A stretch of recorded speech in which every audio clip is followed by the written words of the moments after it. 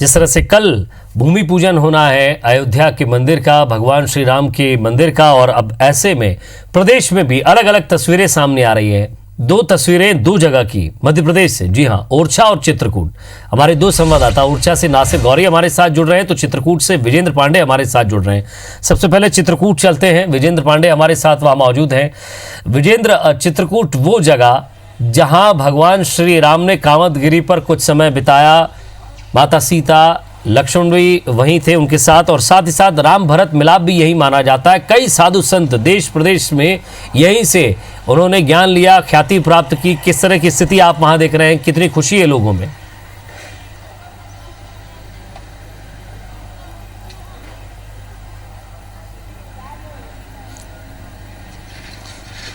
बेशक विजय, जिस तरह से राम जन्मभूमि पर उत्साह है, अयोध्या में उत्साह है प्रभु श्री राम के मंदिर निर्माण का, वैसा ही उत्साह तपोस्थली में है। चूँकि प्रभु श्री राम ने 14 वर्ष के वनवास में से 11 वर्ष 6 माह का समय यहीं बिताया, और यहीं उनकी अधिकांश जो है वो लीलाएं थीं।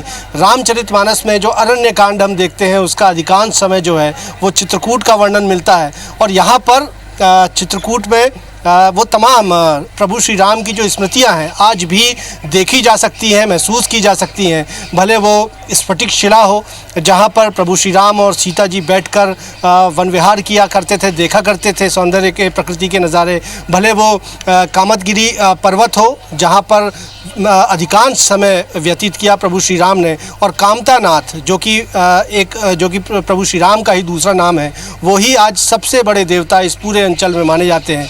और कहते हैं कि कामतानाथ का ही प्रताप इस पूरे चित्रकूट अंचल में है। भले हम सती अनुसुईया आश्रम की बात करते हैं, आज ही हमने वहाँ पर भी दर्शन किया। वहाँ पर किस तरह से सती अनुसुईया के प्रताप से मंदाकिनी नदी उत्पन्न हुई, और सती अनुसुईया ने किस तरह से माता सीता को ज्ञान दिया। पतिव्रता का जो गूढ़ रहस्य जो था पति की सेवा का, वो माता अनुसुईया ने दिया था, और सीता जी को दिव्य वस्त्र भी प्रदान किए थे जो कभी मैले नहीं होते थे। तो ये तमाम चीज़ें जो वाल्मीकि रामायण में दर्ज है या रामचरितमानस में है, उनको साक्षात आँखों से देखा जा सकता है। और प्रभु श्री राम को चित्रकूट के इन घाटों में, यहाँ के कामतानाथ गिरी का आपने जिक्र किया, या अलग अलग घाटों की बात करते हैं, यहाँ पर कण कण में प्रभु श्री राम को, कामतानाथ को महसूस किया जा सकता है। तो जन्मस्थली अयोध्या में तो उत्साह है ही सही, क्योंकि रामलला का मंदिर बनना है, सैकड़ों वर्षों के बाद ये मौका आया है, एक संघर्ष ने मूर्त रूप लिया है। तो उसी तरह प्रभु श्री राम की जो तपोस्थली चित्रकूट है, वहाँ पर भी ये उत्साह है। और उत्साह कैसा है ये मैं आपको दिखाऊंगा। विजय, इस वक्त मैं मंदाकिनी नदी के उसी घाट पर मौजूद हूँ जहाँ कहते हैं कि प्रभु श्री राम ने दर्शन दिए थे गोस्वामी तुलसीदास को, और उन्होंने ये लिखा भी कि चित्रकूट के घाट पर भई संतन की भीड़, तुलसीदास चंदन घिसे तिलक देत रघुवीर। तो उसी राम घाट में इस वक्त मैं मौजूद हूँ। मेरे कैमरा पर्सन सतीश आपको नज़ारा दिखाएंगे विजय, कि बेहद खूबसूरती से इस राम घाट को सजाया गया है। और कल जब शिलान्यास होगा राम जन्मभूमि पर राम मंदिर का, तब इस राम घाट को दीपों से सजाया जाएगा। वहाँ शिलान्यास होगा और यहाँ चित्रकूट में दीपोत्सव मनाया जाएगा। आप देख पाएंगे कि राम घाट के ये सुंदर नज़ारे हैं। ये मंदाकिनी नदी है। खास बात यह है कि ये नदी मध्य प्रदेश और छत्तीसगढ़ को विभक्त करती है, और आप देख पाएंगे कि सामने खूबसूरती से रंग बिरंगी जो झालरें हैं वो लगाई गई हैं। देख रहे हैं लेकिन साथ ही साथ से, और इन तस्वीरों का अपना अलग ही एक आनंद है।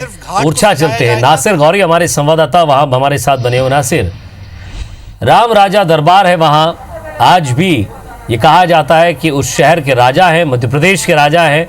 और किस तरह की तस्वीर इस मंदिर की, लोगों में कितनी खुशी।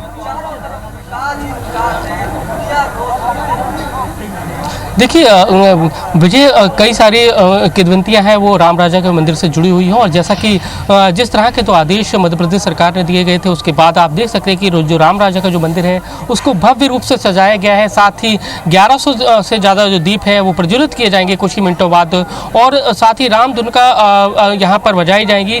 और जैसा कि इतिहास भी बड़ा रोचक इतिहास है इस मंदिर का। कहा जाता है कि यहाँ के जो ओरछा के जो शासक थे मधुकर शाह, उनकी पत्नी राम भक्त थी, और जो उनकी मधुकर शाह थे, यानी कि जो शासक थे वो कृष्ण के भक्त थे, तो उन्होंने अपनी पत्नी के से कहा था कि अगर वाकई तुम राम भक्त हो तो राम को बुला के दिखाओ। तो वो उनकी तपस्या में लीन हो गई थी और उसके बाद वो अयोध्या पहुंची थी। और अयोध्या के बाद यहाँ पर श्री राम आए। ऐसा कितवंती में कहा जाता है कि सुबह के वक्त श्री राम यहाँ रहते हैं।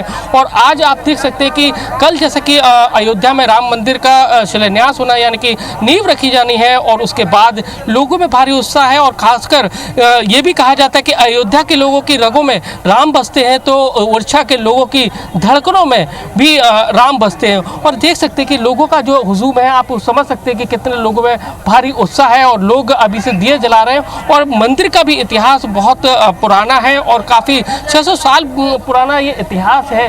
और जिसके चलते जो लोग हैं तो वो दीप प्रज्वलित करने वाले हैं। कुछ ही देर में दीप प्रज्वलित होंगे 1100 से ज़्यादा।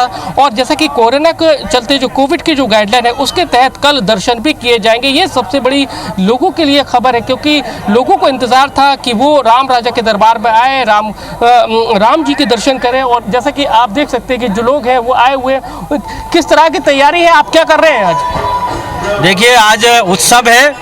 कल हमारे आराध्य भगवान श्री राम राजा सरकार का भव्य मंदिर निर्माण की भूमि पूजन है और रामलला अयोध्या में है और राम राजा सरकार ओरछा में है। महारानी कौशल्या ने जन्म दिया और कुंवर गणेश जी ने इनको यहाँ राजा के रूप में विराजमान कराया।